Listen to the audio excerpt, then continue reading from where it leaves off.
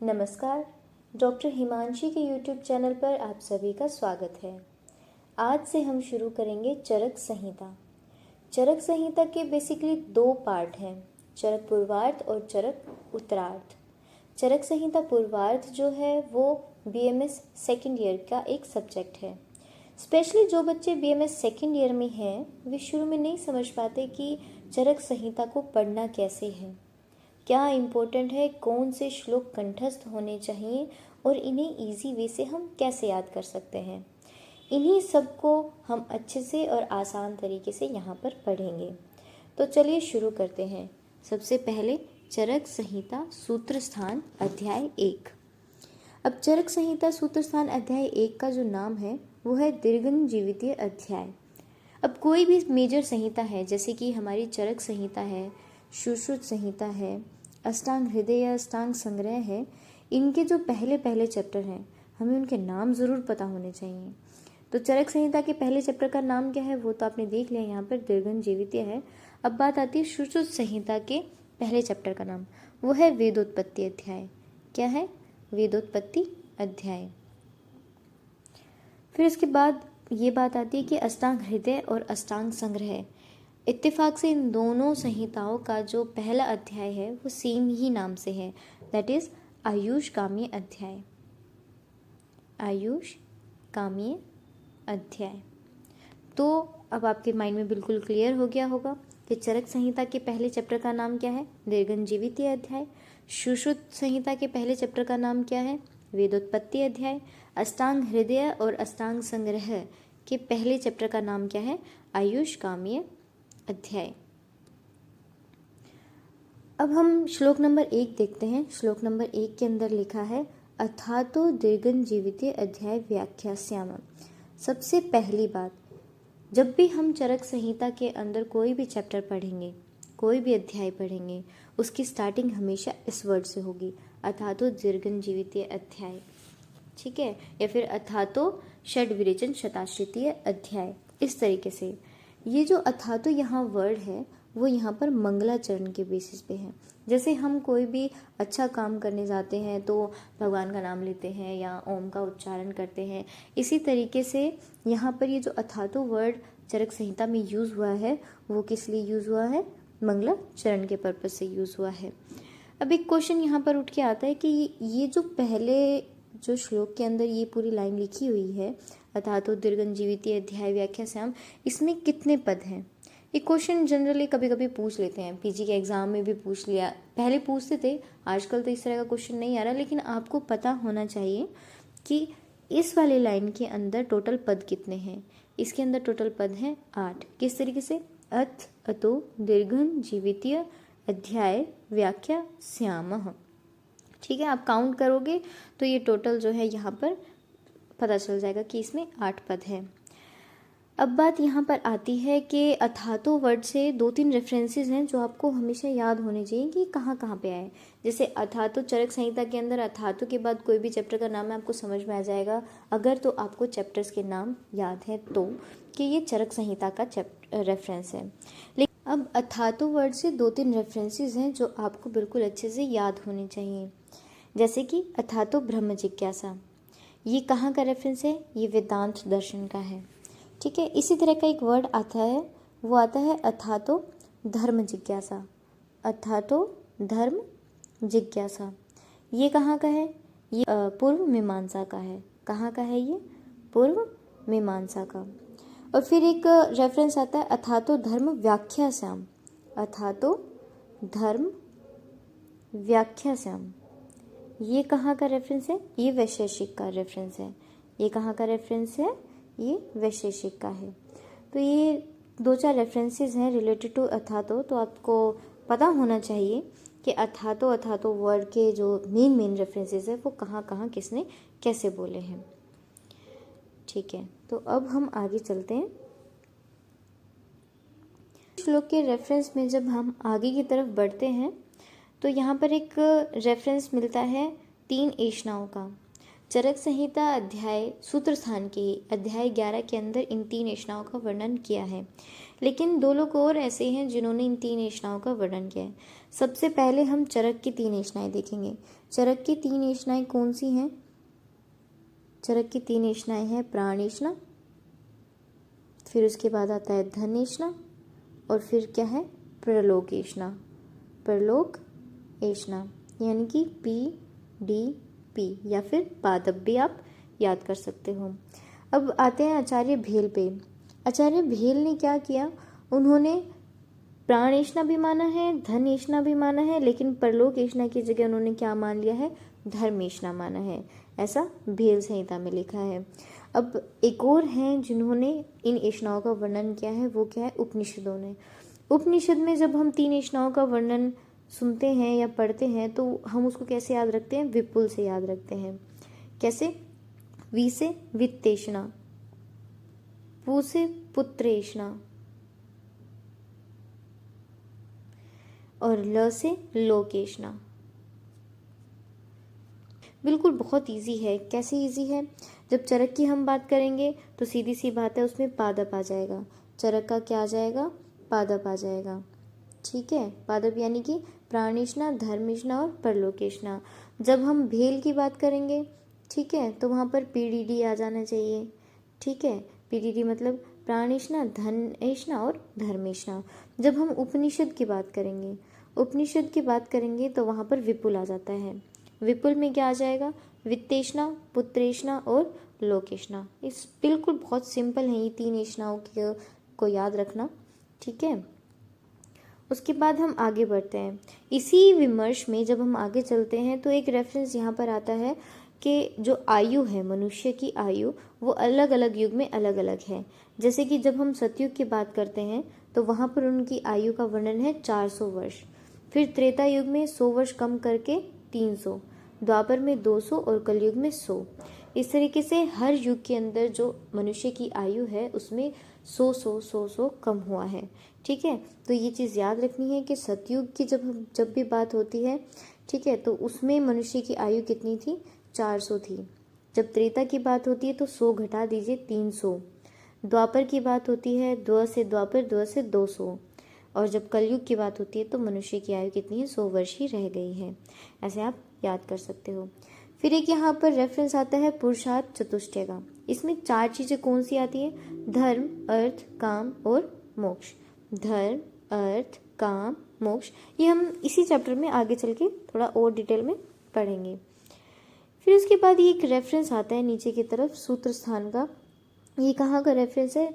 सुश्रुत सूत्र 3 में ये जो है सूत्र स्थान की जो है डेफिनेशन वहाँ पर दी है। ये आप बस पढ़ने के लिए एक बार देख सकते हैं, कोई ऐसा ये नहीं है कि आपको ये याद करना है बिल्कुल अच्छे तरीके से। ठीक है, अब इसके बाद हम 2-4 छोटी छोटी इम्पोर्टेंट चीज़ें देख लेंगे जो इसी विमर्श में आगे जाके आएंगी। सबसे पहले आता है अनुबंध चतुष्टय। अनुबंध चतुष्टय ये कुछ चीज़ें हैं जो कि हर संहिता के अंदर यूज़ होती हैं। ठीक है, तो आपको इनका शाब्दिक अर्थ और इनकी इम्पोर्टेंस जो है वो पता होनी चाहिए।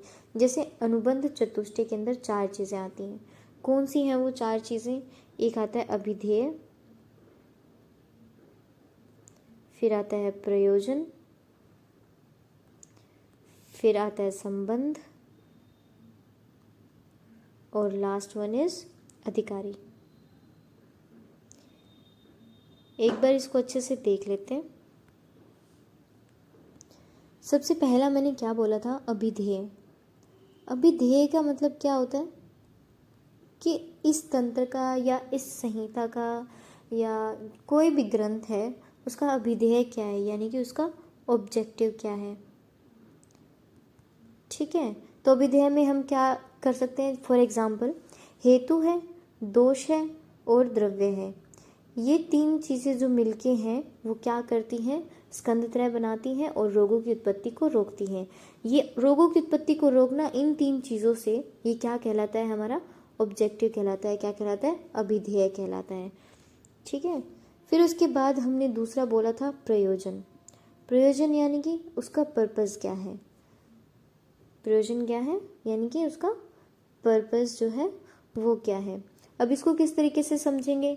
ठीक है, हमने पहले वाली बात देख ली कि अभी देह के अंदर हेतु दोष द्रव्य जो है उनसे रोगों को रोकना, ये हमारा ऑब्जेक्टिव है। लेकिन प्रयोजन, इन्होंने बोला धातु साम्य क्रिया चोक्ता तंत्रस्य प्रयोजनम। ऐसा रेफरेंस किस में आता है?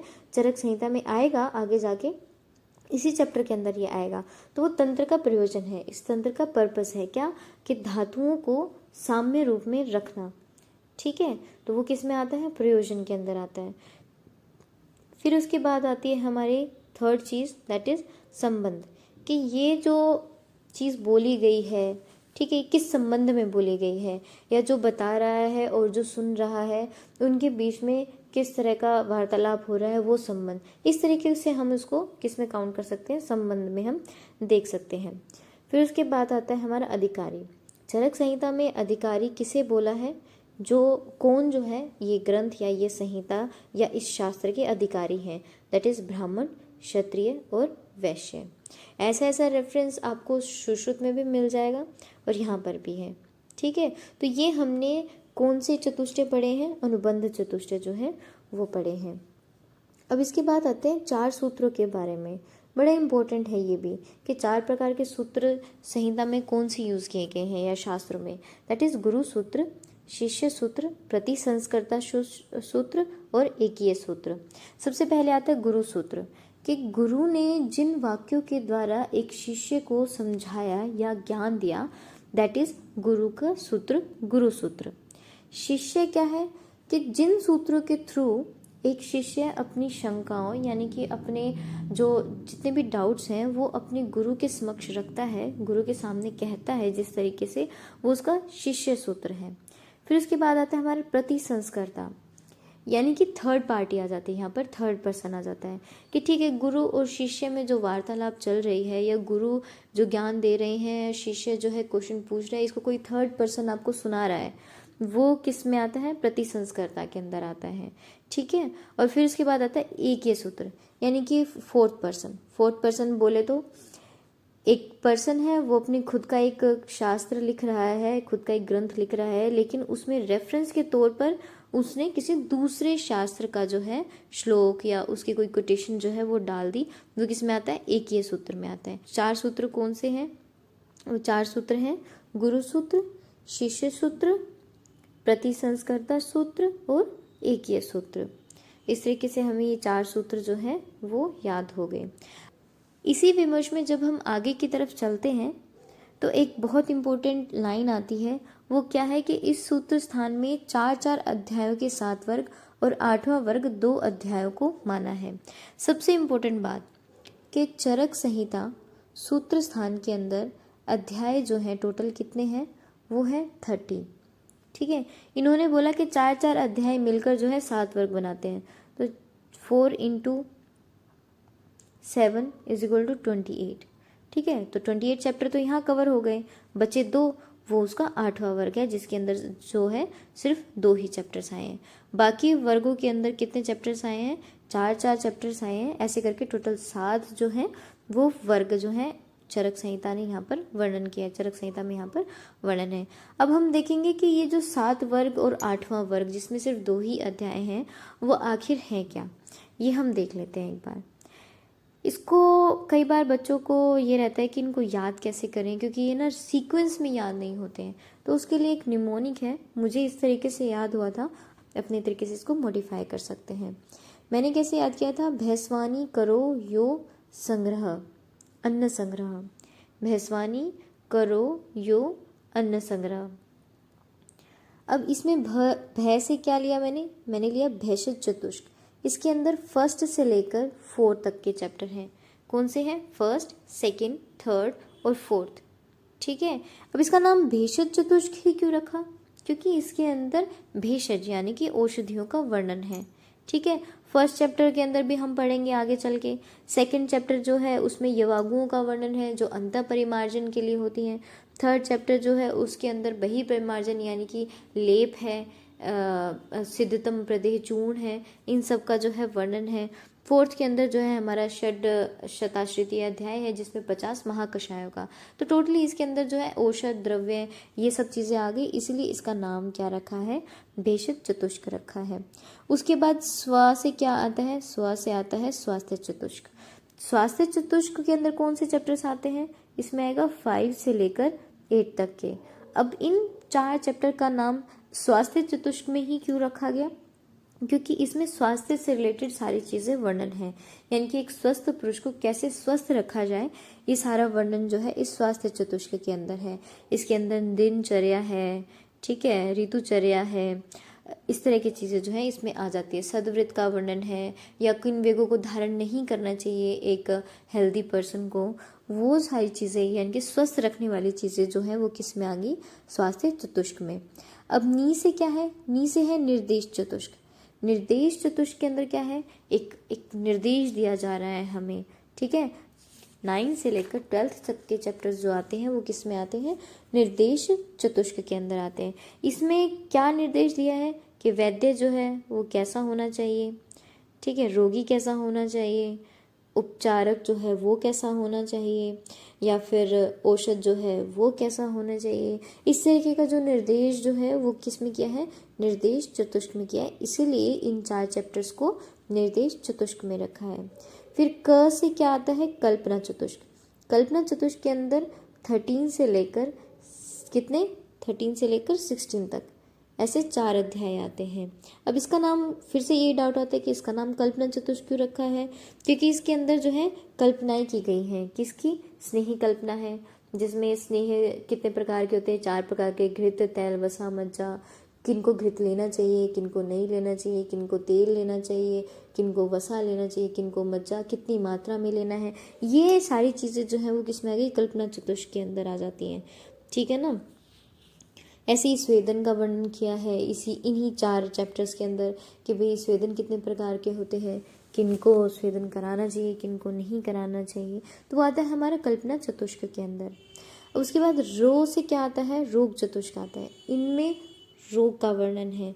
इसमें टोटल कितने चैप्टर हैं, 17 से लेकर कितना 20 तक है, टोटल 4 चैप्टर आ जाएंगे। इनमें किस तरीके से रोग चतुष्क नाम रखा है, तो ऑब्वियसली रोगों का वर्णन होगा, ठीक है ना। तो इसके अंदर किन किन का वर्णन है, जैसे कि 17 चैप्टर का नाम की अंतःशीर्षीय अध्याय है, ठीक है, त्रिशोफी अध्याय, और फिर अष्टोदरी अध्याय, महारोग अध्याय, इन सब के अंदर जो है जितने भी रोग हैं, जितने तरीके के नानात्मज रोग हैं या सामान्य रोग हैं, शोथ है, इस तरीके का वर्णन जो है, इस तरीके के रोग जो है वो किस में आते हैं, रोग चतुष्टय में आते हैं। उसके बाद आती है हमारी योजना चतुष्टय, जिसके अंदर 21 से लेकर 24 तक के चैप्टर आते हैं। ये छठा चतुष्क है जिसका नाम क्या है, योजना चतुष्क। इसमें योजनाएं बनती हैं, यो से योजना चतुष्क। इसमें किस तरीके की चीज़ें आ जाएंगी, किनको लंघन कराना चाहिए, किनको भृंगन कराना चाहिए, योजना बनाना, एक तरीके से ऐसे याद कर सकते हो, तो वो किस में आती है, योजना चतुष्क के अंदर आती है। फिर इसके बाद हमारा आता है अन्नपान चतुष्क। ये लास्ट चतुष्क है, यानी कि 7th चतुष्क, जिसके अंदर 25 से लेकर 28 तक के जो अध्याय हैं वो आते हैं, किसके अंदर आते हैं, अन्नपान चतुष्क के अंदर आते हैं, ठीक है। इसका नाम अन्नपान ही क्यों रखा, क्योंकि जैसे 25 चैप्टर जब हम पढ़ेंगे तो उसके अंदर अहितकर आहार कौन से हैं, हितकर आहार कौन से हैं, अग्रेय द्रव्य कौन कौन से हैं। 26 पढ़ेंगे तो रसों के बारे में वर्णन है, ठीक है। 27 पढ़ेंगे तो उसके अंदर जितने भी हमारे खाद्य पदार्थ हैं, जैसे कि शुक धान्य, शमी धान्य, मांस वर्ग हो गया, फल वर्ग हो गया, इस तरीके का वर्णन है, ठीक है। तो ये सारी चीज़ें किस में आती हैं, अन्न चतुष्क के अंदर आ जाती हैं। फिर हमारा लास्ट में एक बचता है, दैट इज संग्रह द्रव्य। संग्रह द्रव्य के अंदर 2 चैप्टर आते हैं, कौन सा, 29th एंड 30th, ठीक है। प्राणायतनों का वर्णन है और चिकित्सकों के भेद हैं, ये सब किस में आते हैं, 29 और 30 में आते हैं। तो एक बार से हम देख लेते हैं दोबारा से क्या कि भाई जो वर्ग 8 वर्गों का वर्णन चरक संहिता के इस विमर्श में किया गया है, वो 8 वर्ग आखिर है कौन से, भैंसवानी, करो, यो, अन्न, संग्रह। भैंसवानी, करो, यो, अन्न, संग्रह। अब भैंसवानी में भय से क्या आता है, भेषज चतुष्क आता है। फर्स्ट है, जिसमें फर्स्ट से लेकर फोर्थ तक का चैप्टर आता है।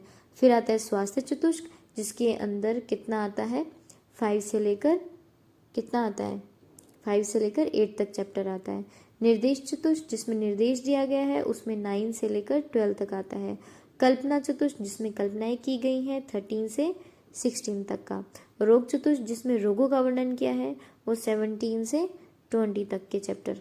योजना चतुष्क, जिसके अंदर योजनाएं बनाई जाती हैं, वो 21 से लेकर 24 तक का। फिर अन्नपान चतुष्क, जिसके अंदर जितने भी अन्न हैं, द्रव्य हैं, वो सारी चीज़ें किस में आ जाएंगी, अन्नपान चतुष्क में। ये 25 से लेकर 28 तक है। और लास्ट में आता है हमारा संग्रह द्वय। आज के लिए बस इतना ही। इसका अगला पार्ट मैं जल्द ही YouTube पर डाल दूंगी। अगर आपको ये अच्छा लगे तो इसे लाइक कीजिए, शेयर कीजिए, सब्सक्राइब कीजिए। धन्यवाद।